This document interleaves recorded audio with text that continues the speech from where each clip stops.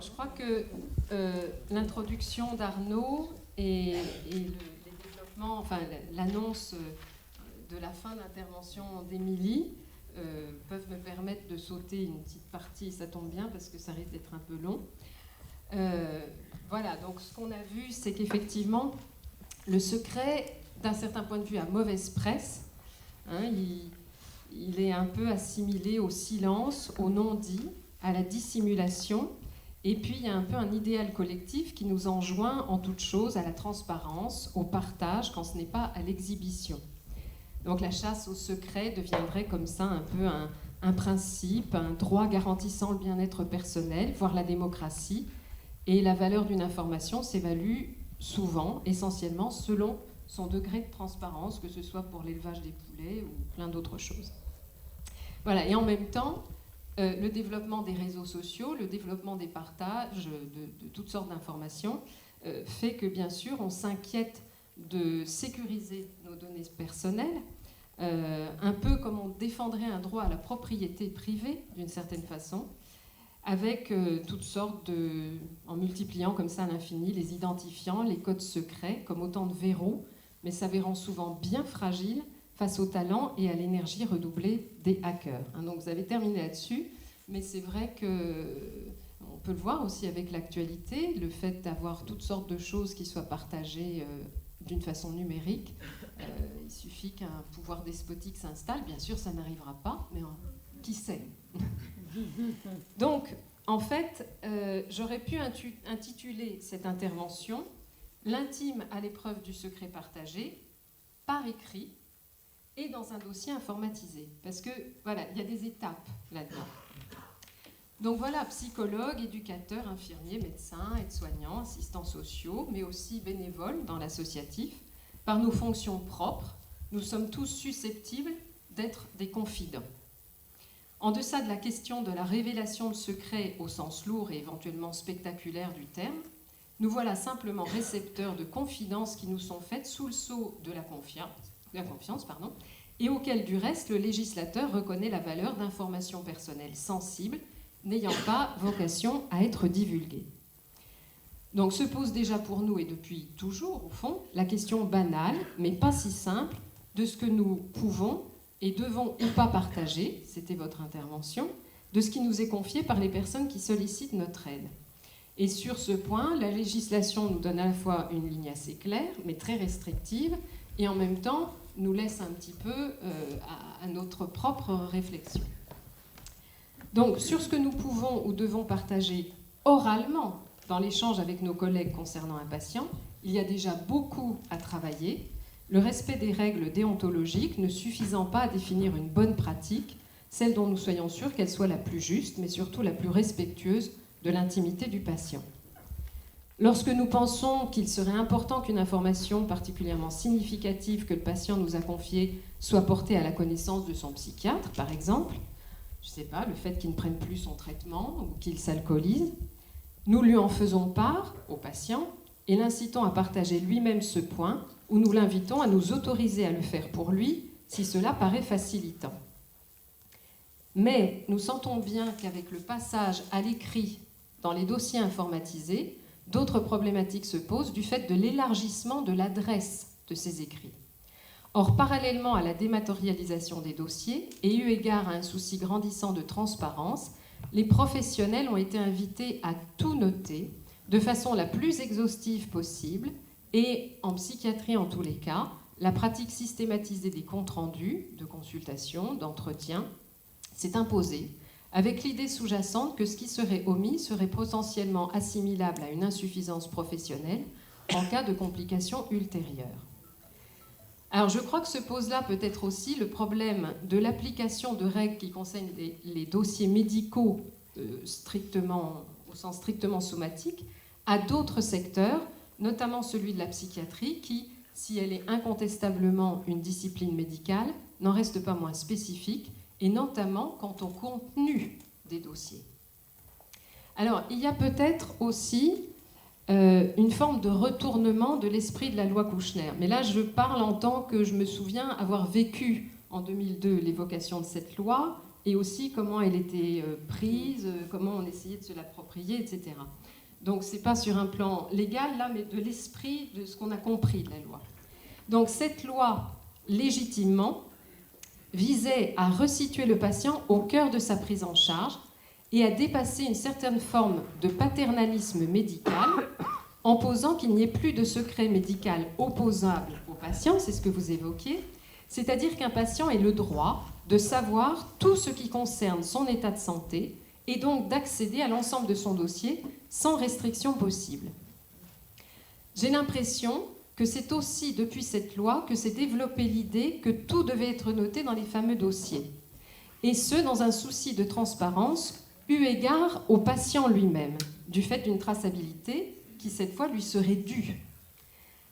Mais parallèlement, la mise en place du dossier informatisé dans ce contexte où rien ne semble pouvoir être soustrait pose la question du risque d'un retournement défavorable au patient, ou en tous les cas au respect de son intimité, si les modalités du partage sont trop larges. Ainsi, est-ce que la préoccupation légitime de ne rien cacher au patient le concernant pourrait contribuer à l'exposer sans suffisamment de discrimination à de trop nombreux regards et le mettre à la merci d'une indiscrétion généralisée? Autrement dit, que l'exigence de transparence adressée au corps médical ne se retourne en une transparence subie par le patient sans que ce dernier n'en ait nécessairement conscience. De fait, avec la loi Kouchner, on l'a vu, est présupposé partageable au sein d'une même équipe toutes sortes d'éléments jugés utiles à la prise en charge de la personne. Mais alors là, la notion d'équipe peut être très large. Elle semble restreinte dans ce que vous évoquez, mais dans les faits, par exemple, l'hôpital Pierre-Lot, qui couvre tout le secteur de la santé mentale de la Nièvre et dont dépendent de multiples structures ambulatoires, CMP, hôpitaux de jour, etc., est réputé être une équipe. En tout cas, on l'entend comme ça. Donc, on peut voir que, évidemment, c'est plus tout à fait la même chose. Il est bien évident que dans une prise en charge pluridisciplinaire, il est souvent souhaitable de pouvoir communiquer au sujet du patient, notamment dans les situations de crise et classiquement durant les périodes d'hospitalisation, car il s'agit aussi d'accompagner le patient et construire avec lui une proposition pertinente de soins. Mais on ressent quand même une tension entre la nécessité de respect du secret et en même temps l'idée très actuelle que toute absence d'information pourrait constituer pour le coup un secret préjudiciable, un non-dit, une pièce manquante au puzzle. Donc parce que le problème avec la dématérialisation des dossiers et l'élargissement de leur partage, c'est que les données sont souvent, contrairement à ce qui est censé être prévu, accessibles bien au-delà du cercle des professionnels prenant en charge le patient. En tous les cas, donc, c'est un peu comme ça que ça se passe pour nous. Et avec le comité d'éthique, nous avons soulevé cette problématique d'une trop grande accessibilité des dossiers informatisés, afin que nous puissions nous ressaisir de cette question et mener sur ce point une réflexion collégiale. Parce que je crois qu'au-delà de la législation, il y a aussi le fait, nous, de réfléchir à notre pratique par rapport à tout ça. Alors moi, je ne sais pas, il y a beaucoup de professionnels ici. Je ne sais pas ce qu'il en est dans vos institutions ou vos services, donc je vais me contenter d'évoquer le secteur que je connais, à savoir celui de la psychiatrie adulte de la Nièvre, et sans doute sera-t-il intéressant de le confronter aussi avec vos pratiques et fonctionnements. Donc au fond, au CHPL, avant l'informatisation des dossiers, il y avait des dossiers papier, des fois très lourds, qui étaient conservés dans le lieu de consultation du patient, par exemple dans un CMP, ou dans un hôpital de jour, et qui pouvaient, en cas d'hospitalisation dans le même secteur de psychiatrie, être transmis à ce lieu d'hospitalisation pour le temps de celle-ci, puis restitués au lieu de prise en charge habituel. Ce fonctionnement pouvait sans doute présenter des difficultés d'organisation, mais de fait, les dossiers n'étaient réellement consultables que par les équipes prenant effectivement en charge cette personne. Depuis l'informatisation, les dossiers sont consultables avec très peu de restrictions par tout personnel soignant, médecin, infirmier, psychologue et aussi assistant social et bien sûr secrétaire, de tout le secteur de psychiatrie de la Nièvre, c'est-à-dire que tout soignant peut consulter le dossier d'une personne, même s'il ne la suit pas, et même si cette personne est suivie dans un lieu dans lequel le soignant n'exerce pas.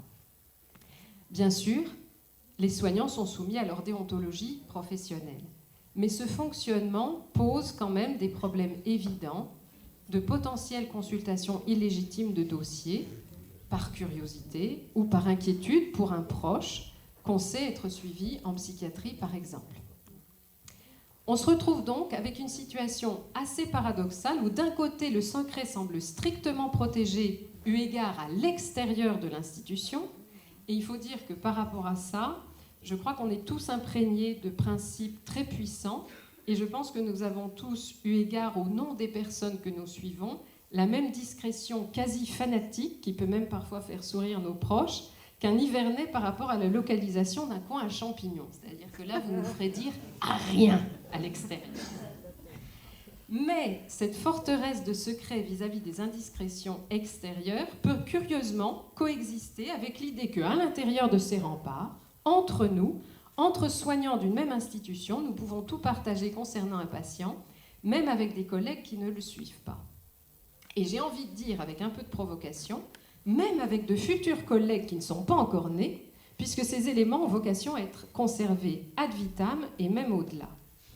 Comme si, au fond, nous déléguions à d'autres, certes professionnels, mais maintenant et au futur, le soin de tenir ce secret qui nous lie à notre patient. Nous pressentons bien qu'il y a là une extension floue de l'engagement de confiance et que cette extension implique nécessairement des limites dans ce qui pourra être transcrit des échanges. Alors, ce qu'il est important de se représenter aussi, c'est qu'est-ce que contient un dossier en psychiatrie. En psychiatrie peuvent figurer, comme dans tout dossier médical, des diagnostics, des ordonnances, des éléments somatiques comme des antécédents ou des résultats d'analyse, etc. Mais le cœur du matériel qu'on retrouve dans un dossier d'une personne en souffrance psychique, c'est avant tout des données biographiques et des éléments hautement intimes tels que l'histoire de vie, les déboires relationnels, l'orientation sexuelle, les traumatismes, les antécédents de passage à l'acte, les fantasmes, etc. Probablement, pour une part, comme dans le secteur médico-social du reste. Ce sont aussi des éléments qui, de fait, concernent souvent des tiers, donc le secret, il est aussi pour les gens dont on va parler, des tiers, les consultants évoquant les relations à leurs proches, leur enfance, etc. Il semble donc bien évident qu'il y a une spécificité incontestable des confidences que nous recueillons et des données que nous enregistrons. Si un patient peut se confier aussi sur ce type de registre auprès d'un médecin généraliste, par exemple, il n'est pas attendu que ces confidences figurent à son dossier médical, pour autant. À l'appui de cette différence fondamentale, il est à noter que la vocation de la psychiatrie actuelle va bien au-delà de la prise en charge des pathologies à proprement parler psychiatriques. On parle d'ailleurs de santé mentale. Beaucoup des personnes que nous recevons en CMP ne voient pas de psychiatre et ne prennent pas nécessairement de traitement. Dans ces cas assez nombreux, où nous recevons des gens endeuillés, en souffrance relationnelle ou post-traumatique, ou liés à l'isolement ou à la précarité, est-il légitime de parler de dossier médical ? Bien souvent, les fameux dossiers ne contiennent rien d'autre que ce que le patient lui-même nous livre. Et les écrits consignés peuvent parfois ressembler à un journal intime retranscrit par un tiers. Tant et si bien qu'il y a, je crois, une certaine confusion des registres dans nos écrits pour lesquels il n'existe pas de préconisation précise ou de règles. Les différents interlocuteurs d'un patient savent qu'il est attendu d'eux un écrit concernant leurs interactions avec ce dernier, mais de quel type ? Un compte-rendu ? Des notes personnelles déposées pour mémoire ? Un cahier de liaison ? Alors, peut-être aussi que l'évolution de l'implication des infirmiers dans la prise en charge des patients joue un rôle dans ce développement des écrits. De nos jours, et notamment en ambulatoire, ce sont les infirmiers qui sont les pivots de la prise en charge des patients, puisqu'ils les reçoivent en première intention pour les orienter ensuite selon leurs besoins, mais que très souvent aussi ils réalisent des suivis au long cours qui constituent des thérapies de soutien. Or, les infirmiers, je pense, dans leur formation professionnelle, sont bien sûr imprégnés d'une logique médicale dans laquelle l'idée de rendre compte et de partage en équipe est forte. Tandis qu'à l'inverse, on l'a vu, les psychologues sont plus formés dans l'esprit de la préservation du secret sur le modèle de la psychothérapie. Du reste, les psychologues sont souvent ressentis comme de mauvais élèves, eu égard aux préconisations d'écrire dans les dossiers, car leur déontologie propre les amène souvent à une très grande réserve quant aux écrits. Non pas que les psychologues rechignent à l'échange, au contraire, mais je crois qu'ils sont plus enclins à privilégier la transmission orale, qui a le double mérite de permettre de conserver la main sur ce que l'on dit et la manière dont on le dit en fonction de à qui on le dit, et aussi de ne pas prendre le risque de figer par un écrit l'évocation d'un moment ou d'un état transitoire qui s'inscrit pour le patient dans sa dynamique de vie.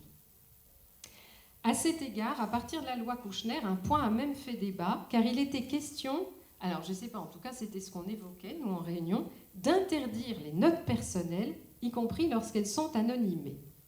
Là encore, c'était dans l'esprit louable que les professionnels ne puissent pas faire de cachotterie à leurs patients. Mais on voit là comment cette exigence de transparence peut se retourner en quelque chose d'un peu fou, allant jusqu'à l'interdiction de disposer d'un espace personnel pour penser. Il est bien évident que, notamment dans la pratique de la psychothérapie, on peut avoir besoin de consigner concernant un patient des réflexions, des notes de lecture, des impressions, et y compris des éléments intimes au thérapeute parce qu'ils viennent en résonance contre-transférentielle avec ce qu'amène le patient. Tous ces éléments n'ont pas décemment leur place dans un dossier accessible à d'autres intervenants, et y compris au patient lui-même. Il s'agit là de pouvoir également préserver l'espace de pensée du thérapeute qui ne peut rendre compte de façon exhaustive et en continu de son propre travail psychique et intellectuel, sauf à le décider avec son patient, de préférence une fois la thérapie terminée, par la rédaction d'un article anonymé à vocation scientifique, ce qui du reste, quoique hautement utile, pose des problèmes éthiques très délicats, car il peut être préjudiciable pour une personne de lire le récit objectivé de son propre travail psychique, bien sûr. Lorsqu'un patient est hospitalisé, les écrits ne sont guère hiérarchisés et pour cette raison souvent peu lisibles, car on retrouve pêle-mêle des éléments biographiques, des détails pratiques, des petits comptes rendus sur la journée écoulée, des observations de soignants. Moi, je suis parfois gênée de lire qu'un de mes patients dont je consulte le dossier pour prendre de ses nouvelles, alors il faut se dire, je consulte, donc ça veut dire sur mon ordinateur, bien sûr. Donc je consulte son dossier car il est hospitalisé et je suis gênée de pouvoir lire qu'il a souffert d'un problème digestif ou autre élément qui m'est parfaitement inutile et dont je suppose qu'il aurait préféré que je ne sois pas informée.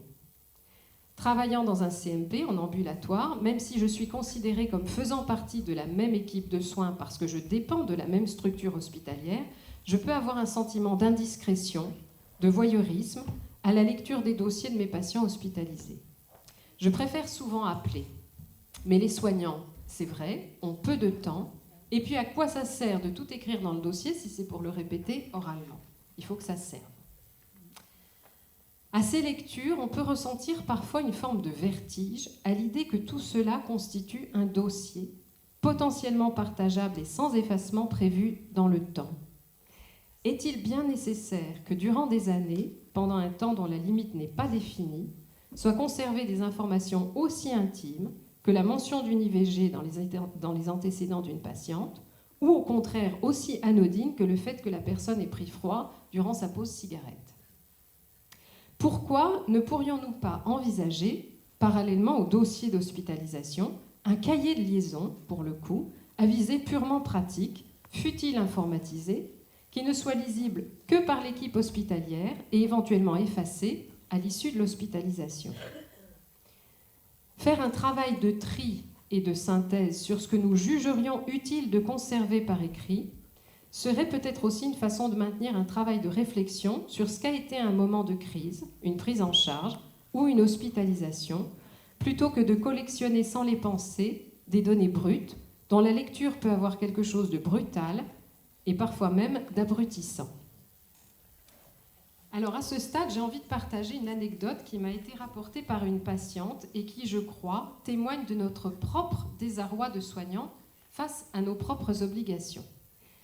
Une patiente donc, qui avait vécu un passage aux urgences à l'occasion d'une forte crise d'angoisse, avait été reçue par un infirmier psychiatrique à qui elle avait demandé, après s'être confiée sur sa vie actuelle, de ne rien noter de leur échange dans son dossier, sachant qu'une personne proche, travaillant dans l'hôpital et concernée par ces confidences, risquait d'y avoir accès. Et à sa grande stupeur, le soignant lui a répondu, je pense en toute bonne foi, qu'il n'avait pas le droit de ne pas rendre compte de ce qu'elle avait déposé. Alors, renseignement pris auprès d'un juriste avec lequel je faisais une formation sur le droit des patients, il est bien évident que c'est sans ambiguïté le contraire, on l'a vu. Un soignant n'a pas le droit de noter les confidences faites par un patient dans un dossier si celui-ci s'y oppose. Il s'agit bien sûr que d'un exemple, mais je pense qu'il peut être significatif d'une confusion qu'on peut avoir concernant le secret professionnel, c'est-à-dire à qui il doit bénéficier et quels contenus doivent être protégés. Au fond, je crois que ce sentiment est très partagé, qu'il y a donc dans nos prises de notes, nos échanges, quelque chose qui souvent ne va pas, est en contradiction avec l'esprit de discrétion que nos déontologies exigent, et aussi avec ce qu'on promet aux patients. Jusqu'à quel point le lieu désigné dans la formule consacrée « ce que vous me dites ne sortira pas d'ici » est-il extensible? Est-ce que ça désigne donc l'équipe d'un CMP, 5, 8 personnes, d'un hôpital couvrant tout un département et comportant quelques 700 salariés? On voit bien que ça ne signifie plus la même chose. Et pour autant, dans nos vies personnelles, aussi bien que professionnelles, l'informatisation, les nouveaux modes de communication ont une telle puissance pratique qu'ils tendent à devenir absolument indispensables au point que tout mouvement de freinage dans cette évolution semble vite impensable, voire irréalisable. Dans un hôpital marqué par une forte pénurie médicale et aussi par la perspective d'une future tarification à l'acte, les temps d'échange oraux entre professionnels, les réunions tendent à se réduire avec l'idée qu'il est tellement plus commode de communiquer par le biais du dossier informatisé, immédiatement consultable. Dans ce contexte, installer des systèmes limitatifs sur les logiciels suscite des craintes entendables de complications, de perte de temps, ou peut aussi impliquer la nécessité, on nous l'a renvoyé, de créer des postes d'informaticiens supplémentaires pour faire face au travail que généreraient ces modulations de fonctionnement. Bref, comme souvent, la numérisation simplifie le travail à un point tel que les difficultés qu'elle crée parallèlement ont vite fait d'être considérées comme un mal nécessaire ou en tous les cas inévitable. Mais là-dessus, n'avons-nous pas une réflexion à mener pour que ce soit ces outils qui s'adaptent aux exigences déontologiques et non pas l'inverse? Et parallèlement, lorsque ces évolutions sont installées, avec leur lot de bienfaits et de moins bienfaits, est-ce que nous ne devons pas interroger notre façon de les utiliser? En l'occurrence, par rapport aux écrits dans les dossiers, ne devons-nous pas être plus sensibles à cette préconisation qui est de ne partager que ce qui est strictement nécessaire à la continuité des soins? Et enfin, nous poser la question qui est censée être au cœur des chartes informatiques: le sujet est-il réellement maître du partage et du devenir des informations qui le concernent? Alors, voilà les questions qui se posent du côté des professionnels. Du côté du patient, du consultant, il s'agit de parler de soi. Et parler de soi, ça ne va pas de soi. La manière qu'on peut avoir de parler de soi dépend beaucoup, bien sûr, de la culture familiale. Il y a des familles où on ne se parle pas du tout, d'autres où on se dit tout, peut-être parfois jusqu'à l'excès. Mais aussi, comme le montre la psychologue Michèle Huguet, de la vision de l'homme prévalente dans un contexte donné et des dispositifs cliniques qui sont proposés au sujet. Il est clair qu'on ne parlait pas de soi de la même façon dans l'Antiquité et aujourd'hui, et qu'on ne se confie pas de la même façon à son généraliste, à un ami ou à un psychologue, et de ce point de vue-là, il n'y a pas réellement de neutralité. Ce point paraît évident, et en même temps, il est capital que nous le gardions à l'esprit, je crois, pour ne pas trop réifier la parole du sujet. Parler de soi peut aussi être sensible à des phénomènes de mode. À l'heure actuelle, à côté d'une grande revendication de singularité, avec tout un cortège de propositions thérapeutiques allant dans le sens du développement personnel, de l'affirmation de soi, de l'expression de soi, nous assistons à une multiplication des stéréotypes sociaux offerts, exhibés. Bien des patients viennent en nous disant d'emblée qu'ils sont bipolaires ou fibromyalgiques et qui, avant même de venir déposer leurs souffrances et leurs questionnements, ont accumulé beaucoup de connaissances objectivantes sur leurs troubles. Il y a comme ça de plus en plus des façons de s'auto-diagnostiquer, s'auto-référer à des catégories, notamment par rapport aux questions d'orientation sexuelle ou de genre, ou de s'inscrire dans des discours cliniques stéréotypés qui peuvent bien sûr servir massivement les résistances, de façon à éviter de parler de soi et, in fine, s'éviter soi. Nous vivons dans une société du cocon, avec un retour à une valorisation des relations de proximité, une exaltation pour le registre de la vie privée, pour l'intérieur de chez soi, et qui met paradoxalement le symptôme constamment à l'extérieur et offre des manières convenues de parler de ces troubles. À cet égard, dans un article de la revue Autrement sur l'intimité, Baudrillard parle d'intimité dans la cellophane. Je trouve cette expression très forte pour décrire ce phénomène où ce qui relève de l'expérience la plus intime peut être mis en extériorité en vue d'une affirmation de soi qui permet de continuer de se cacher beaucoup de choses à soi-même. Après que Freud ait réalisé une véritable révolution dans la compréhension de l'humain en affirmant que le moi n'est pas maître dans sa propre maison, c'est-à-dire que nous ne sommes pas faits d'un bloc, mais que notre psychisme est plutôt comme un ensemble de forces mouvantes et dynamiques, entretenant entre elles des rapports conflictuels, nous revenons un peu à l'idée d'une maîtrise possible du moi, d'une domestication de l'inconscient, plus que d'un démêlage et d'une meilleure acceptation de ces parts conflictuelles en nous. Après avoir posé que le moi était une illusion, enfin en tout cas sa cohérence, nous le magnifions. Encore un paradoxe qui affecte sans doute notre rapport à l'intimité.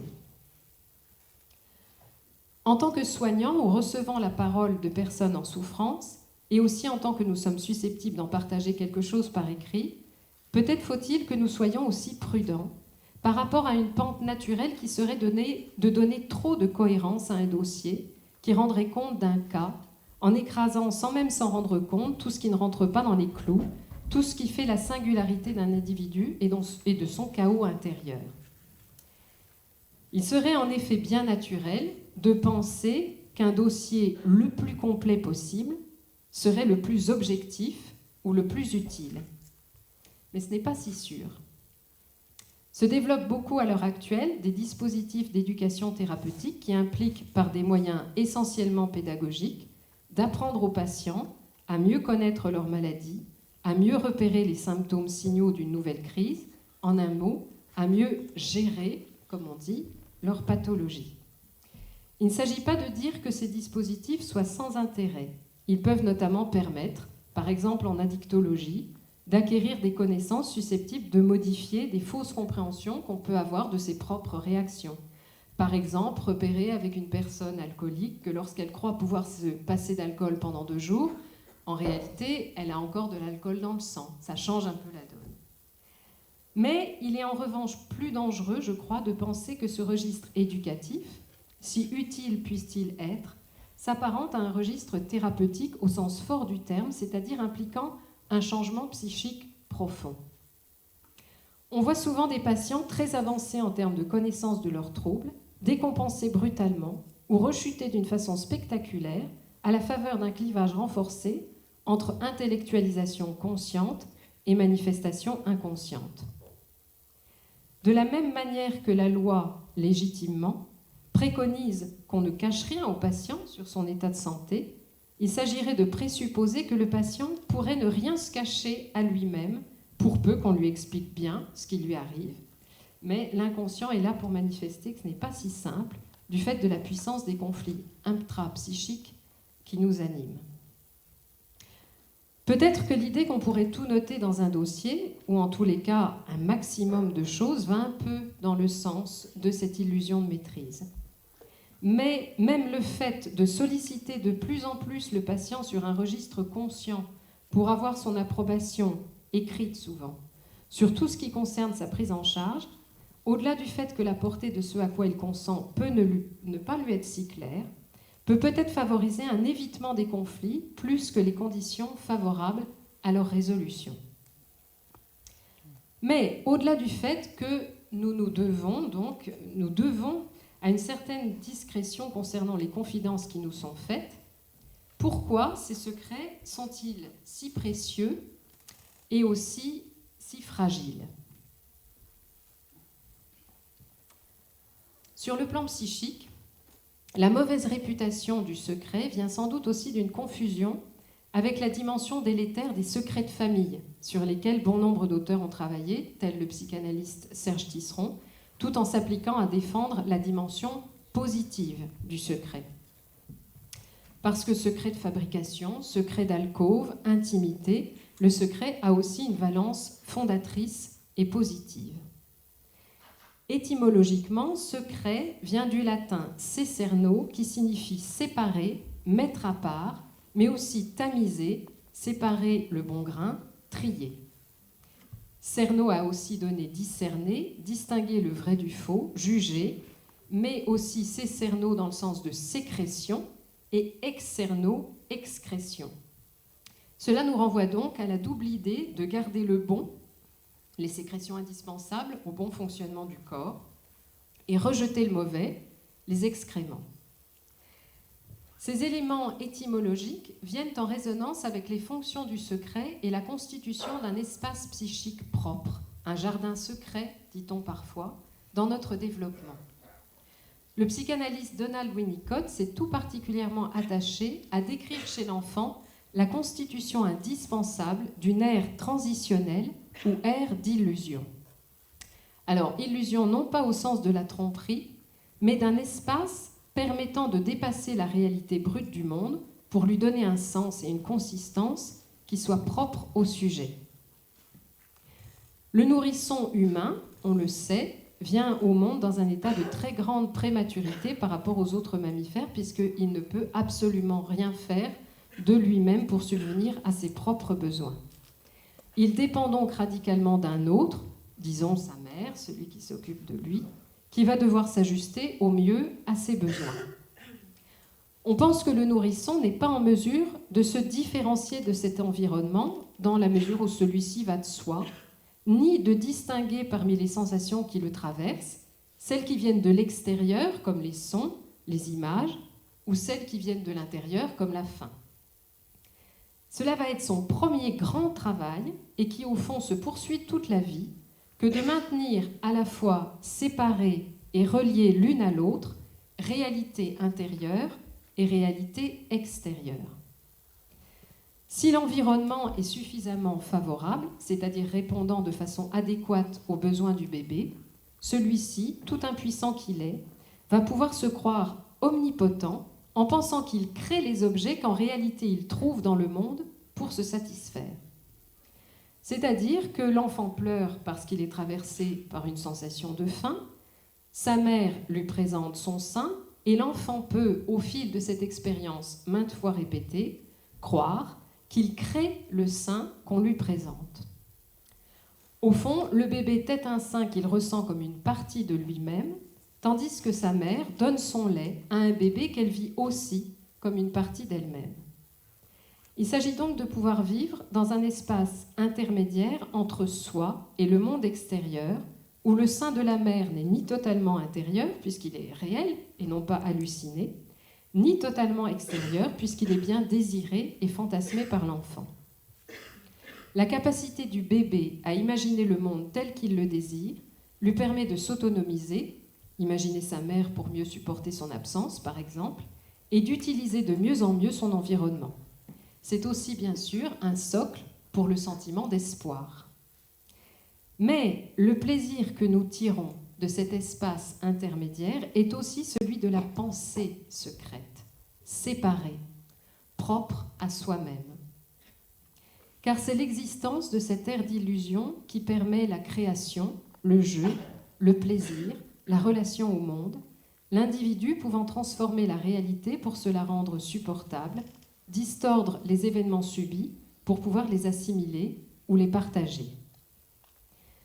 Pour Freud d'ailleurs, le premier mensonge de l'enfant témoigne d'un grand progrès dans le développement, puisque l'enfant fait alors l'expérience de ce que sa pensée n'est pas transparente pour ses parents, qu'il dispose bien d'un espace psychique propre à partir duquel il peut créer des pensées et jouir de les manipuler pour lui seul. Comme le souligne le psychanalyste Pierre Lévy-Soussan dans son article « Éloge du secret », c'est l'un des paradoxes de la pensée. Il est nécessaire de cacher ses pensées à autrui pour aller à la découverte des siennes propres, pour construire son soi. Le secret a donc une fonction protectrice, favorisant la constitution du soi, à l'abri des regards et des éventuels jugements. Il est le gardien d'un espace propre pour fantasmer, penser, exister. Ainsi, chacun, pour peu qu'il dispose de cet espace, peut maintenir une certaine cohésion intérieure, un savoir sur soi, et définir lui-même les frontières qu'il souhaite donner à son intimité, avec qui il peut la partager ou non. Mais le secret a aussi une fonction de maturation. Il représente un espace intime où la pensée peut mûrir le temps nécessaire. Face aux événements douloureux de la vie, le sujet peut être traversé par des sentiments ou pensées contradictoires. La rétention peut éventuellement alors permettre un certain pouvoir, une restauration narcissique. En revanche, le non-respect de cette temporalité peut fragiliser le sujet, même des années après un événement traumatique. Inversement, les secrets négatifs, dont les effets sont délétères, ne sont au fond que les reflets d'un événement dont le récit intérieur serait impossible, délimitant au contraire un espace interdit de pensée, pour le coup. Il n'y a pas de jardin secret dans les mauvais secrets, dans les secrets de famille. Dans ces cas, le sujet échafaude autour d'un événement traumatique une barrière que la conscience ne peut franchir, empêchant par là même de l'intégrer à son vécu. Ces secrets-là fragilisent la cohésion du moi en instaurant un clivage. Les affects, les émotions associées aux secrets devenus inaccessibles émergent sans être compréhensibles pour le sujet. Angoisse, tristesse, honte, colère envahissent le psychisme et les désorganisent sans que la personne ne sache pourquoi elle les ressent dans certaines situations de sa vie. Tisseron a beaucoup travaillé sur ces secrets intrapsychiques qui peuvent devenir donc des secrets de famille se transmettant sur plusieurs générations avec des effets de plus en plus dévastateurs. Mais pour ce qui est des secrets positifs, ils ont au contraire une fonction structurante en nous permettant d'affronter la vie et de nourrir un dialogue intérieur. Certains de ces secrets ne sont pas même conscients, ce sont les plus intimes. Ils ne sont pas tant non sus qu'en attente d'être dévoilés. Mais pour ce dévoilement, il faut souvent un autre, un tiers, pas forcément un psy d'ailleurs, ça peut être une lecture, ça peut être un journal intime, parce que quand on écrit, on s'adresse toujours un peu à un autre, pour se mettre en perspective, pour reconstruire dans un second temps une autre vision des choses, sa propre histoire. Cette ère intermédiaire décrite et théorisée par Winnicott est aussi celle qui est mobilisée en psychothérapie.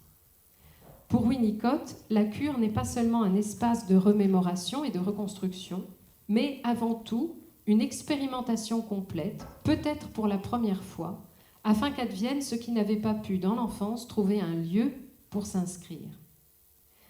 Lorsque les conditions sont favorables, le sujet peut en séance évoquer ses pensées sans se préoccuper de leur cohérence ou intérêt et investir en présence d'un autre cette ère intermédiaire qui est aussi une ère de repos où il ne s'agit que d'exister, s'abandonner à être, comme dit Winnicott. Car c'est l'endroit de notre plus grande vérité, le lieu de contact avec notre réalité profonde. C'est aussi le lieu possible d'une expérience partagée avec le thérapeute qui lui-même mobilise ce même espace en lui. Alors parler de soi concerne, on l'a vu, la recherche d'une continuité, d'une présence à soi. Pourtant, comme le souligne Michel Huguet, cette continuité à l'œuvre dans le récit de soi nous donne à ressentir combien elle est problématique, car nous sommes traversés, bien sûr, d'émotions et de mouvements changeants et contradictoires. C'est un des buts de la psychothérapie que le fait de parler de soi vienne opérer, paradoxalement, un dégagement possible d'une centration sur soi. Souvent, au bout de quelques mois de thérapie, les gens disent qu'ils mesurent à quel point il est différent de parler à quelqu'un que de se parler à soi-même. Et pourtant, ils avaient l'impression de s'être déjà tout dit sur leurs problèmes, ils avaient déjà tourné le truc dans tous les sens. C'est parce qu'il y a cet autre que peut s'opérer cette prise de recul, ce dégagement permettant au sujet de recouvrer une liberté de mouvement, la possibilité de dépasser ses fixations. Alors, j'ai intitulé cette présentation par cette petite blague. Qu'est-ce que c'est qu'un secret ? Un secret, c'est quelque chose qu'on ne dit qu'à une personne à la fois. J'aime bien cette petite boutade parce que, au-delà de l'ironie, elle recèle une vérité plus profonde.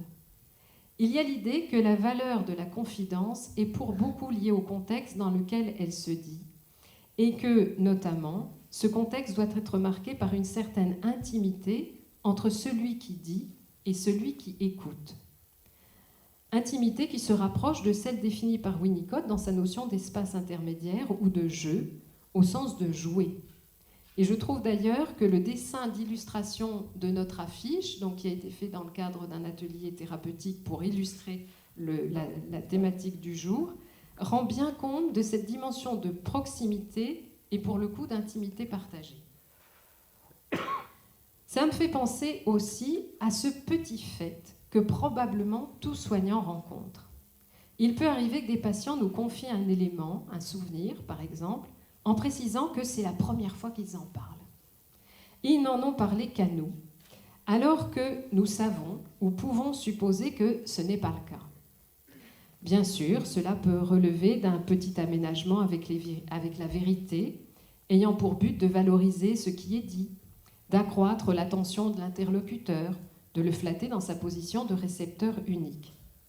Mais je crois que cela vient dire aussi et surtout qu'à se confier à quelqu'un, il y a toujours quelque chose d'unique et de nouveau. Une expérience qui colore, connote, transforme le vécu même de ce qui est confié. Mais nous savons bien à quel point il est nécessaire de créer des conditions favorables pour qu'une parole en souffrance puisse émerger et surprendre même le sujet qui nous la livre, et parfois se l'entend dire en même temps que nous qui l'écoutons. Ces conditions favorables impliquent, on le sait, de la part de l'écoutant, la suspension du jugement, l'ouverture à l'inattendu, la disponibilité, l'empathie, le temps et une promesse de discrétion que nous faisons afin d'autoriser et favoriser l'émergence d'une parole vraie. Freud posait comme règle en analyse sincérité totale contre discrétion absolue. Et cela ne se joue pas que dans la relation psychothérapeutique, loin s'en faut. J'ai gardé souvenir d'un médecin généraliste qui me disait laisser toujours volontairement un silence à la fin de ses consultations. Laisser du silence pour que le patient puisse éventuellement révéler, au-delà de ce qu'il avait amené initialement, peut-être ses troubles habituels, le petit truc dont il n'ose pas parler et qui est souvent plus alarmant, le petit symptôme-signe qui alerte précisément la chose qu'on garde un peu secrète ou plutôt pour soi trop longtemps. Je trouve cet exemple remarquable en ce qu'il témoigne de ce que la qualité d'un échange ne tient pas qu'aux vertus pédagogiques, aux discours marqués par des grilles plus ou moins exhaustives de bonnes questions, mais aussi, plus simplement, à la capacité de créer un temps de silence et d'ouverture sans forçage. Car il est nécessaire de faire taire momentanément notre propre pensée, nos jugements, pour laisser de la place à l'autre. Du reste, ce sont des moments de grâce que nous vivons en psychothérapie, assez souvent, en fait, lorsqu'un patient qui s'interroge sur ses origines, son histoire, mais n'ose pas en parler à ses parents, voit ces derniers lui faire des révélations précisément sur ce qu'il questionne, sans qu'il n'en ait rien sollicité, tout simplement parce qu'il faut parfois, très subtilement, que quelque chose s'ouvre chez un être pour qu'un autre puisse s'autoriser à lui parler. Au fond, je cite ces différents exemples et situations pour essayer de rendre compte de ce qu'il y a à la fois d'extrêmement précieux, mais aussi de très subtil et fragile dans cette possibilité de confidence. Cette ouverture n'est pas incompatible, je crois, avec une prise de notes, de préférence dans l'après-coup, mais ne risque-t-elle pas d'être altérée par l'anticipation d'un compte-rendu, et surtout d'un compte-rendu à qui ? S'il s'agit d'un compte-rendu pour nourrir le dossier, qu'il est un peu livré à l'aveuglette à tous et au fond à personne, et que nous ne saurons pas vraiment d'ailleurs qui l'aura lu, alors cet écrit, s'il mentionne explicitement les confidences faites par le sujet, ne rompt-il pas d'une certaine façon la chaîne d'intimité nécessaire au respect de la parole reçue ? En tous les cas, cette parole livrée ne viendra plus en réponse à une ouverture ou à un questionnement de la part de celui qui va la lire, mais sera donnée d'emblée. Mais reçue comment ?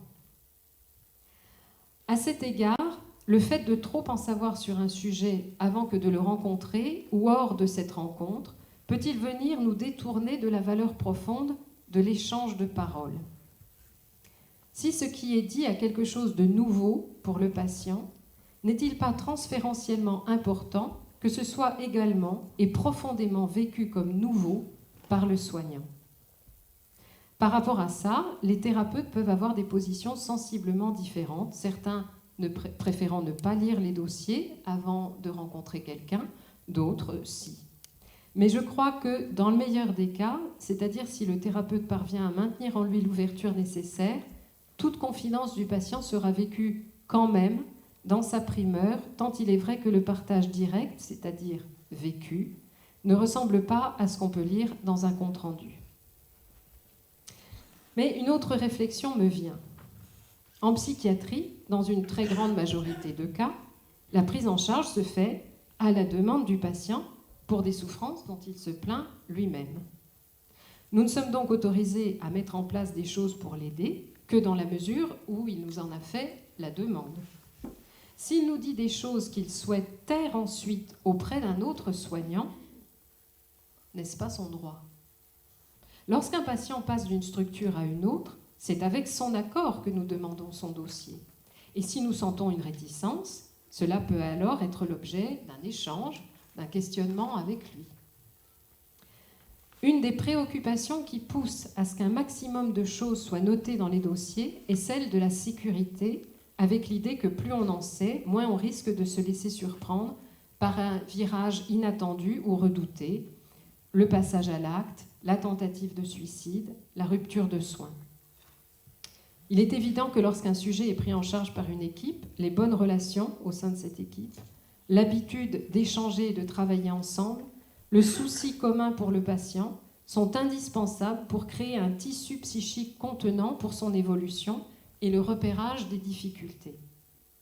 Mais si cela peut passer par l'échange d'informations reçues par l'un mais pas par l'autre, je crois que c'est la possibilité de se parler entre soignants, plus que d'écrire dans les dossiers, qui peut être garante du maintien d'une vigilance suffisante et proportionnée.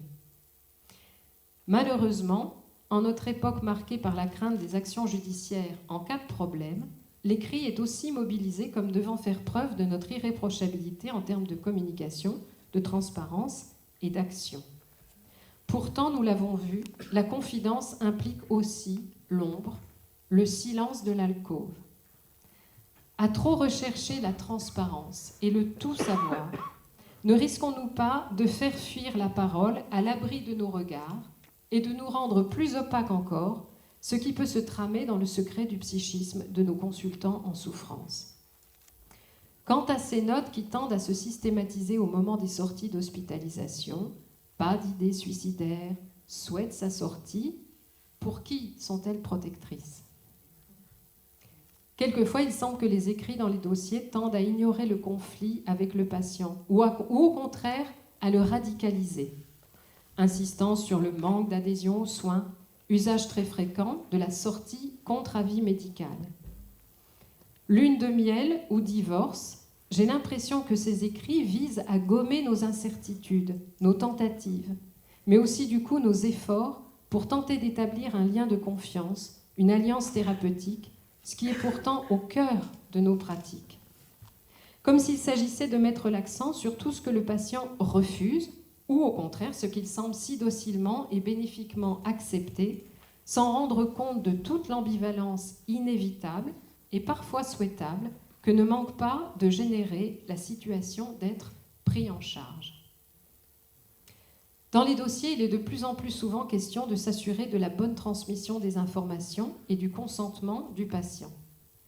Certes, le souci d'informer les patients et de s'assurer de leur consentement est hautement légitime, mais la protocolisation extrême de cette exigence ne va pas toujours dans ce sens. Que vaut le consentement d'un patient qui arrive en pleine crise à ce que nous prenions de lui une photo pour l'inclure dans son dossier? Est-ce bien le moment? Si le dossier s'adresse aussi, par anticipation, à un autre judiciaire, est-ce que cela ne vient pas altérer la valeur de ce qui y est consigné?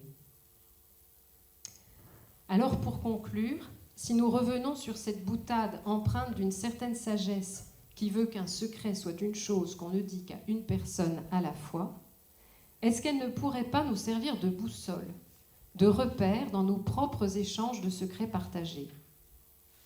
N'est-il pas souhaitable que nous reproduisions avec le ou les collègues auprès de qui nous partageons la confidence d'un patient quelque chose de l'expérience intime que nous avons eue avec lui? Savoir et maîtriser à qui on adresse cette parole transmise, à qui on peut faire confiance et confier ce qui nous a été confié comme une chose précieuse, fragile et qui nous oblige. Là où l'écrire sans savoir par qui ce sera lu demain ou dans 10 ans pourrait s'apparenter à une rupture de confiance. Je voudrais souligner encore un paradoxe.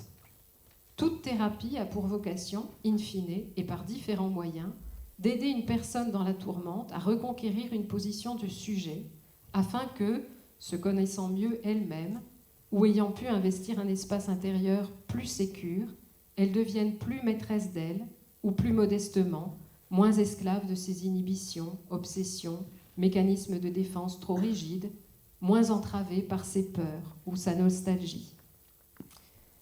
N'y a-t-il pas un paradoxe à prétendre consigner tout ce travail personnel en instaurant un système de dossier allant dans le sens d'une dépossession, sur le modèle d'un dossier médical, voire scolaire, pourquoi pas, qui témoignerait pour d'autres, des spécialistes, de l'évolution du sujet et au fond de ce qu'il est? On pourrait alors se dire qu'il faudrait que ce dossier soit l'objet d'un travail commun entre les soignants et le patient, ce qui va dans le sens d'une tendance actuelle qui n'est pas sans intérêt. Mais à condition, je crois, d'être très attentif à ne pas donner trop d'appui à une pente défensive naturelle qui consiste à objectiver sa propre souffrance d'une façon qui entrave sa subjectivation et du même coup l'espoir d'un dépassement profond et durable. J'ai plus rien d'écrit et je crois avoir parlé longuement. Donc, voilà.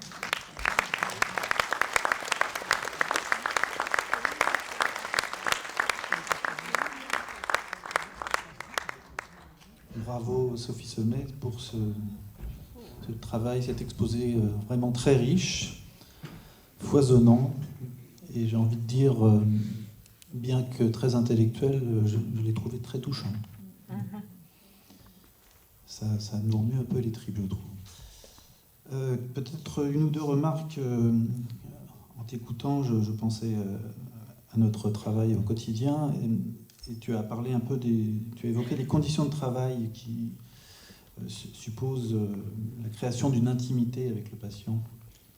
Je pense que, bon, malgré le côté un peu alarmant de nos propos aujourd'hui, il faut souligner que les professionnels que nous sommes et que nous côtoyons ont un souci de créer ces conditions, de créer cette intimité-là.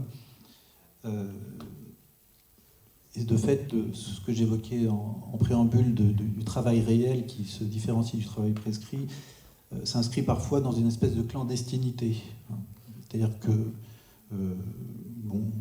chacun prend sur soi de effectivement garder certaines confidences, ne pas tout transcrire malgré l'injonction permanente qu'il peut y avoir à le faire. Alors, il y a aussi la nécessité d'un travail de tri que tu as évoqué, qui effectivement semble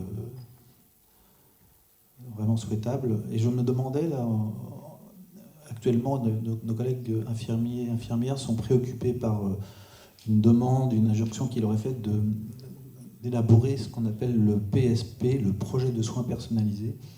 Et je me demande si en fait c'est vécu comme un surcroît de travail, parce que ça vient en plus du dossier, et c'est quelque chose qui se veut synthétique, mais je me demande si ça ne correspond pas finalement à une prise de conscience peut-être émergente de ce besoin, cette nécessité de trier et de synthétiser la pensée soignante. David, je vous laisse rebondir éventuellement. Oui, je dois d'abord remercier Émilie Guibert pour son introduction au droit et au secret. Et puis aussi Sophie Gantois-Senet pour le fait qu'elle a pu transposer tous ces secrets dans une notion qui reste assez ambiguë, justement celle de l'écrit. L'écrit sur les dossiers. Des choses utiles, mais aussi très dangereuses pour le patient. Je dois dire un peu quelle était mon expérience pendant plusieurs lustres dans le travail de psychologue en psychiatrie. Maintenant, j'en suis sorti déjà depuis 10 ans, et donc je n'ai plus affaire au secret, sauf au secret pénal. Non, pas pénal. Moral. Et justement, j'ai pu changer le mot secret avec un autre mot dont Sophie a donné presque la définition, mais l'a cité souvent. Le mot qui vient de Freud, c'est celui de la discrétion. Donc, je ne sais pas si discrétion appartient au langage juridique, mais en tout cas, je le conçois maintenant, parce que maintenant j'exerce en libéral, donc je n'ai plus d'institution avec moi, ou devant moi, ou derrière moi. Je n'ai que la rencontre avec une personne qui veut bien venir me parler. Et à ce moment-là, je précise, voilà, je ne suis pas soumis au secret médical, au secret, je ne suis pas médecin, je suis psychologue, mais je propose la discrétion, c'est-à-dire la coupure nette de tout ce qui est cerné, justement secret. Vous avez dit l'origine de ce qui est cerné. Et discrétion, ça appartient aussi à la même famille de mots, avec quelque chose qui vient du grec, qui est, pour ceux qui le connaissent, c'est la discrétion, dis. Ce n'est pas comme la dysorthographie ou autre 10, hein, mais ça note vraiment la coupure en grec. Des delta, upsilon, sigma. Ça dénote la coupure avec ce qui est cerné. À savoir, il n'y a aucune communication autre qu'ici. Tout est coupé, même, je dirais, à l'intérieur de moi-même. Ma difficulté, lorsque j'étais psychologue, ça n'a pas été celle de me confronter au secret du droit, mais ma difficulté a été celle de devoir écrire dans les dossiers. Du coup, j'ai résolu cette difficulté en n'écrivant rien. Moyennant quoi, j'ai eu plusieurs rappels de la part des directions, de la part de certains médecins, mais ça ne m'a pas empêché du tout de travailler avec les personnes qui véritablement s'occupaient de la personne, à savoir les infirmiers, d'autres collègues psychologues, et on a toujours pu parler, mais aussi dans la discrétion. Maintenant, je dois souligner aussi ce que Sophie Gantois disait à la fin de son discours, le fait qu'elle a pu transposer les dits des patients, c'est-à-dire le contenu de ce que peut être écrit, soi-disant, dans les dossiers, elle l'a transposé dans le dire, à savoir tenir compte de la personne qui parle. Et elle parle en tant qu'elle parle, non pas seulement pour venir nous dire ses secrets, mais venir s'affirmer en tant que personne, en tant qu'être parlant. Et c'est ça, je crois, que peut permettre la discrétion et peut permettre aussi de se passer du secret dans le... Je ne dis pas de divulguer tout, au contraire, puisqu'il y a justement la discrétion. Mais ça peut nous permettre d'être libres vis-à-vis de ces notions et justement, à ce moment-là, approcher ce qui est véritablement l'éthique, puisque l'éthique commence après avoir pris les considérations sur le droit du secret et après avoir pris les considérations sur les écrits du dossier. Je dirais, c'est maintenant que va commencer l'éthique. On parle toujours du secret dans l'idée du mot, dans l'idée de la parole, dans l'idée de ce qui se dit, dans l'idée toujours du verbal, de quelque chose qui est exprimé. Alors qu'en fait, quand on est enfant, dès l'enfance, on dit j'ai un secret, donc c'est quelque chose qui est caché. La fonction du secret, elle n'existe que quand il y a l'idée de quelque chose de caché. Et donc, la question, c'est finalement, c'est quel est le sens d'un secret ? Et on peut dire que nous, dans notre pratique infirmière, on est confrontés à des secrets rien que dans l'espace. La chambre d'isolement est un espace secret. La chambre du patient est un espace secret. Enfin, secret, c'est pas que... comment dire, le secret, c'est pas qu'exprimer. Voilà. Enfin, c'est ça que. Et vous, en plus, vous dites dans le travail, effectivement, vous parlez du mouvement psychique, de la fonction, de l'inconscient, de la fonction de l'ambivalence. Et on sait tous, dans notre pratique infirmière, qu'on est confronté à des mouvements de projection, à des contre-attitudes transférentielles, etc. Et c'est tout aussi notre propre secret interne. Et il faut toujours avoir l'idée que c'est ce qui est caché. Voilà, c'est ça. Excusez-moi, c'est pas une question. Et c'est nul dans... C'est nul dans j'arrête, hein. Mais c'est nul dans... Comment dire, c'est nul dans un séminaire comme ça, dans un colloque. On doit fonctionner avec un pont avec vous et vous poser une question. Et en fait, pardon, c'est pas vraiment une question. Mais pas forcément. Non, mais je pense qu'il y a différents registres. Vous évoquez... Pardon, je me permets. Vous évoquez... le fait que ce qui est secret ne concerne pas que le contenu d'un échange verbal. C'est ce qu'on avait vu, y compris le fait que ce qu'un soignant comprend au sens strict, là, au sens législatif, etc., ce qu'un soignant comprend à partir des symptômes d'un patient, par exemple, ça aussi, ça rentre dans le secret, alors que c'est un secret, pour le coup, pour le patient, parce que lui ne le sait pas. C'est pas son secret, mais c'est réputé quand même lui appartenir puisque ça le concerne, on va dire. Hein. Donc effectivement, on emploie le même terme pour décrire des choses qui ne se recouvrent pas complètement. Après, quand vous dites l'espace de la chambre d'isolement, donc là au sens de l'intimité, sur le versant de la pudeur, si je comprends bien, hein, voilà.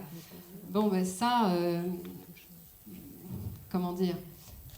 Bien sûr, mais c'est quelque chose qui, pour le coup, échappe aux patients dans cette situation. Alors, il nous appartient, on en est témoin quand on a cette position professionnelle, on ne peut pas faire autrement. Après, il appartient aux soignants de savoir qu'est-ce qu'il fait, qu'est-ce qu'il retranscrit de ça ou pas, mais par définition, c'est une situation où ça échappe complètement au patient qui ne peut pas se cacher.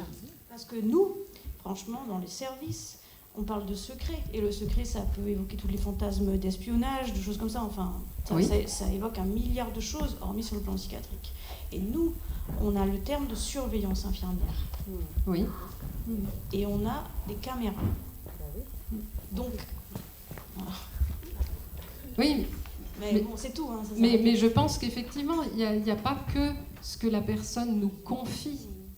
Parce qu'en fait, c'est ça, on était dans confidence et transmission. Qu'est-ce qu'on transmet de ce que la personne nous confie? Mais là, vous évoquez aussi qu'est-ce qu'on fait de ce que l'on peut constater, de ce qui échappe à la personne quand elle est dans une situation de contrainte ou au vu et au su, et a fortiori devant une caméra. J'allais dire que ça se recoupe et en même temps, c'est aussi une autre question. C'est pas celle du secret partagé, mais c'est voilà, le respect de l'intimité. On est sur le versant, effectivement, comme disait Sophie, on est sur le versant du respect de l'intimité de la personne. Parce qu'en droit, la chambre, par exemple, est couverte par le sceau du respect de la vie privée et de son intimité. On n'est plus dans le secret. Le secret en droit, par rapport à la chambre, ramène plutôt à la période du Moyen-Âge où on mettait la personne au secret quand on la mettait au cachot. Voilà, c'est le lien qu'on peut faire de façon sémantique avec cette pièce qui était le lieu dans lequel on mettait au secret la personne. On la torturait en la soumettant à la question, et après on la mettait au secret en la mettant au cachot. Alors qu'en droit, la chambre est plutôt le lieu du respect de la vie privée et de l'intimité. Le lieu où elle va avoir le droit de recevoir des personnes, d'avoir des relations sexuelles ou autres au sein des structures. Merci C'est un autre beaucoup. sujet débattu aussi par la loi Kouchner de 2002. Merci beaucoup.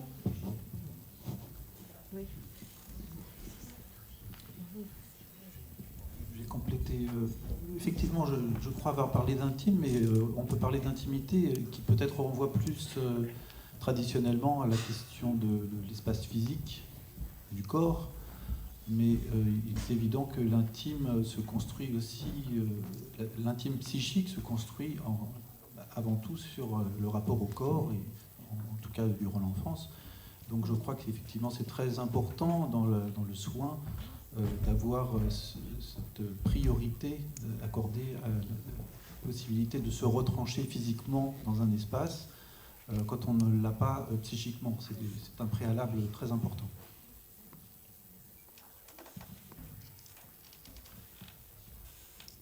Oui, bonjour.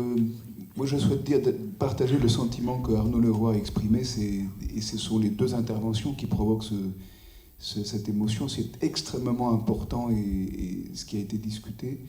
Et j'ai une question pour Émilie Guibert, mais sur le fond de ce que Sophie Cantois-Sommet a dit.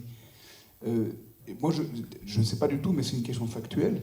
J'ai l'impression que le dossier médical où il faut tout écrire est illégal. Est-ce que je me trompe ?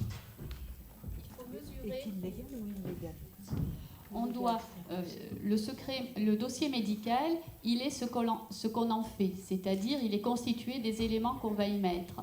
Et donc je dirais qu'il faut faire attention, surtout aujourd'hui où l'on sait que ce dossier appartient au patient, peut être consulté par le patient, et donc il faut peser ses mots, faire attention aux informations que l'on met, et peut-être en les rédigeant se dire ce que je suis en train d'écrire peut être lu demain par le patient, parce qu'effectivement, ce dossier lui appartient. Et je rebondis sur ce que disait Sophie, effectivement, tout à l'heure, c'est que tout ce qui concerne le patient constitue le dossier médical. Et donc même les notes qui peuvent être personnelles, du moment où elles concernent la consultation que l'on vient de faire, l'échange avec le patient, est censé venir l'agrémenter. D'où le fait de faire attention aux éléments qu'on y met, en sachant qu'ils sont conservés souvent 30 ans après la dernière consultation et 10 ans après le décès. Ah, il y a une limite quand même. Tout à fait. La limite des archives, c'est la prescription. On doit les conserver sur ces durées-là. Alors, pardon, du coup, pour préciser ma question, ce n'est pas l'existence d'un dossier médical qui est en question, mais c'est la demande que tout soit exhaustivement écrit. Ça semble être illégal, d'après ce que vous dites.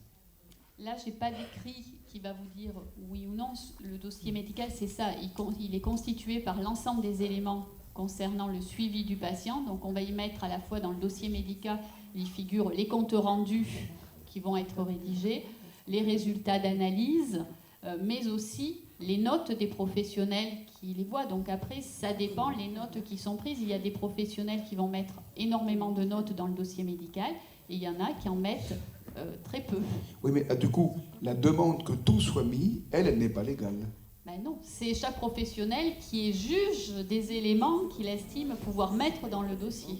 Donc ce qu'on a entendu dire tout à l'heure, le monsieur psychologue qui a dit « moi je n'écrivais jamais rien », c'est parfaitement légal. Voilà, on nous parle aujourd'hui de traçabilité. Pour la transmission, donc après, c'est ce que je dis souvent, il faut faire attention à ce qu'on met. Il est important de tracer parce qu'il faut que les collègues qui arrivent après puissent savoir avoir le suivi du patient pour la prise en charge effective.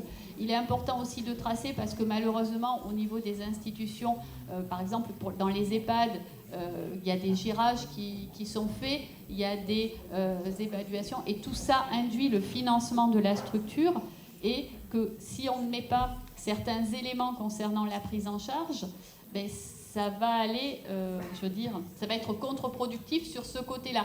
Mais il faut tracer certaines informations, mais il faut faire attention à ce qu'on trace, effectivement. C'est une réponse de Normand, je suis désolée. Laurent, pour répondre à ta question aussi, en fait, cette demande n'existe pas. Cette demande que tout soit écrit n'existe pas réellement. Elle est plutôt dans le non-dit, dans l'implicite. Alors, effectivement, les psychologues, on a une tradition qui est de ne pas écrire, et même si c'est assez dérangeant pour certains de nos collègues, c'est dans les habitudes. Par contre, la culture infirmière fait qu'ils ont une culture du compte-rendu. Mais il n'est pas demandé de tout écrire. Par contre, il peut être reproché de ne pas être assez complet. C'est tout un implicite et un inconfort, je dirais, qui fait qu'on peut être tenté de répondre avec zèle pour être tranquille. Oui. La GS nous impose de faire les PSP pour la certification. On fait quoi? Oui. Alors, tu peux expliquer ce que sont les PSP, Micro. Ou alors, je répète la question. Micro. Oui, donc vous disiez que le projet de soins personnalisés, appelé PSP, qui est une autre forme de dossier, était imposé par l'HAS. Oui, pour la certification. On nous impose de les faire dans les dossiers. Mais je crois que dans toutes ces situations, il ne faut peut-être pas non plus se montrer plus zélé que... C'est-à-dire que, d'abord, je pense que c'est des outils qui peuvent aussi... on peut aussi voir comment on peut s'approprier les choses. Hein, c'est pas non plus... et moi, je trouverais complètement fou qu'on propose des PSP à tous les patients. Tout à fait. Des gens qui veulent simplement venir parler comme ça, on va leur demander de faire un projet de soins, de savoir quand est-ce qu'ils veulent être guéris, comment... Enfin, je veux dire, et j'allais dire, on ne peut pas nous demander une méthodologie à suivre. Hein. Oui, ça bien sûr. Mais elle peut être intéressante aussi dans la façon qu'elle peut avoir de nous obliger à questionner une demande, par exemple, ou des choses comme ça. Mais c'est pas parce que l'HAS dit qu'il faut faire des PSP qu'on doit proposer des PSP à tous les patients. Je pense qu'il faut quand même garder notre main sur... Sinon, ça veut dire qu'on n'est plus des professionnels. Si on ne peut pas évaluer nous-mêmes la pertinence d'un outil. Pourquoi pas passer des Rorschach à tout le monde? On nous a dit chaque patient il faut un PSP. Voilà. Donc, d'accord. Ce sont des recommandations, l'HAS émet des recommandations de bonne pratique, donc des recommandations, c'est là pour vous accompagner dans la prise en soins, c'est pas là pour vous dire il faut faire comme ça et comment. Ça des recommandations. Ce sont des recommandations.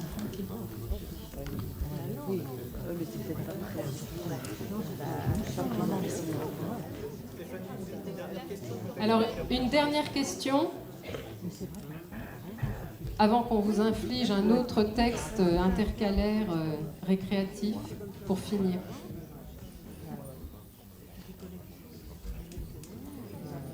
C'est pas du tout une question, c'est plutôt un témoignage. Moi, j'ai été alors je suis issue de la filière infirmière, je suis diplômée depuis 1997, et que j'ai vu comme vous arriver la loi 2002, et j'étais en pédopsychiatrie. Alors évidemment, on s'est tous posé la question des notes, des gens qui faisaient les groupes, les psychologues, les médecins, qu'est-ce qu'on va en faire? Et tout à l'heure, vous parliez du travail réel et du travail prescrit. Je pense que également dans le travail réel, il y a l'histoire de l'engagement du soignant. Et écrire, c'est s'engager. Et c'est s'engager pour le patient. Donc à un moment donné, en effet, quand on écrit dans un dossier, il me semble qu'on n'écrit pas n'importe quoi, on n'écrit pas n'importe comment. Et il faut surtout se poser la question de qu'est-ce qu'on écrit pour aider le patient, ou en tout cas aider l'autre soignant qui va l'accompagner dans son parcours de soins. Et à un moment donné, nous, on en fait des projets de soins. On parlait tout à l'heure, il faut que tous les patients aient des projets de soins. Nous, les projets de soins, quand on en fait avec des jeunes qui sont... Je suis toujours en pédopsychiatrie, je suis revenue en pédopsychiatrie.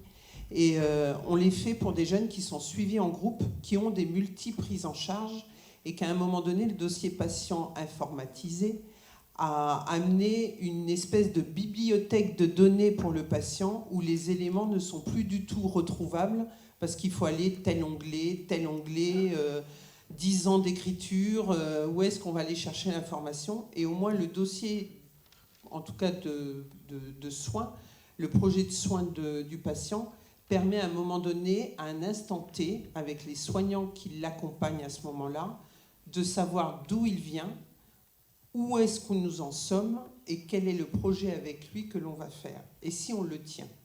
Et c'est aussi de l'engagement du soignant. Et je trouve que c'est important aujourd'hui, et ça fait du bien de l'entendre, de reposer la question de l'engagement et pourquoi on est là. Voilà, je tenais à vous remercier en tout cas pour ça. Mais je crois qu'en fait, il y a peut-être deux risques opposés, deux écueils par rapport à ces fameux dossiers. Soit un dossier très construit qui viendrait dire quelque chose, qui viendrait figer, c'est ce que j'évoquais tout à l'heure, qui soit trop cohérent finalement, qui ne laisse pas de marge.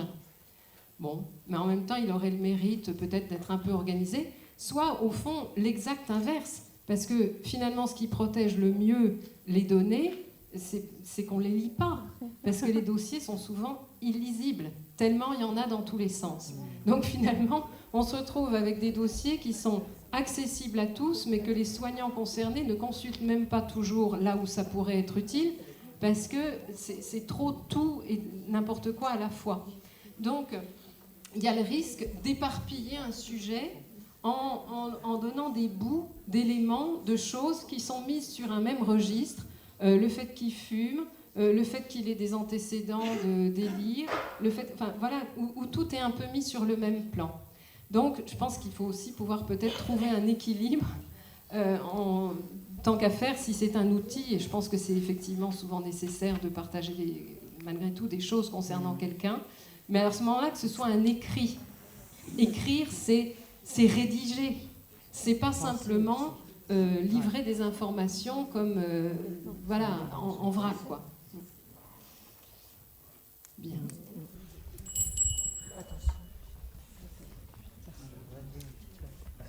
« 25 mars 2028, 11h. Le docteur Ludwig Brother doit quitter son cabinet pour prendre son poste à l'hôpital psychiatrique où il a quelques consultations. À l'hôpital, le docteur Brother a moins de temps et voit plus de patients. Heureusement, le DVP, le dossier vital partagé, a été généralisé. Cela permet au médecin une appréhension plus globale de son patient et donc une prise en charge plus sûre pour ce dernier. Recoupement, gain de temps, traçabilité, efficacité. Le docteur Ludwig Brother reçoit mademoiselle Anna Menez, 23 ans, en première consultation. Il a 10 minutes à lui consacrer. Bonjour docteur, je viens vous voir car... Oui, je vois dans votre dossier que vous souffrez d'anxiété, c'est ça? Oui, le généraliste m'a mise sous tranquilliquine. Ah oui, mais je vois que vous prenez aussi un traitement contre la chute des cheveux, qui risque de ne pas être compatible. Il faudra avoir tout ça. Oh, votre généraliste aurait dû être attentif. Il est pourtant très à l'écoute.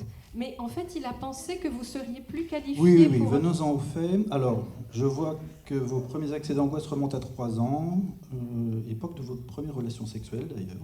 Comme en témoigne le compte-rendu du gynécologue qui a pratiqué votre IVG. Oui. Ah ben, j'avais pas fait le rapprochement, mais peut-être. Mais pour moi, ça date déjà du collège. J'avais très peu confiance en moi du fait de mes mauvais résultats. Oh, vous exagérez. Je vois sur votre bulletin scolaire de 4e une moyenne de 13, avec les encouragements du conseil de classe.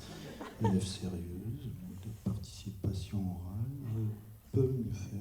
Oui, un petit manque de confiance, rien que de très banal à cet âge. Mais je n'arrivais pas à m'exprimer. Je subissais du harcèlement. Ah oui, exact, de la part d'un garçon un peu plus âgé, qui se moquait de votre appareil dentaire et de votre acné purulente. Eh oui, c'est un âge cruel. Déjà enfant, ma mère me surprotégeait du fait de ma santé fragile. Oui, une petite fragilité bronchique, des otites à répétition. Je suis née prématurée. 1,8 kg, 3 semaines d'inventaire, rien de dramatique. Non, vos fragilités viennent peut-être plutôt du côté de votre père biologique. Mon père a une santé de fer. Ah oui, mais le donneur de sperme auquel vos parents ont eu recours n'est pas très... Comment dire... Un don de sperme? Mais qui est mon père alors? Ça, je ne peux pas vous le révéler, mademoiselle Menez. Secret professionnel. La seule chose que je puisse vous dire, c'est qu'il n'est pas pris en charge chez nous.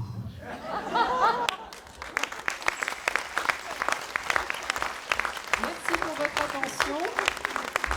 On se retrouve à 14h. À tout à l'heure. Bon appétit.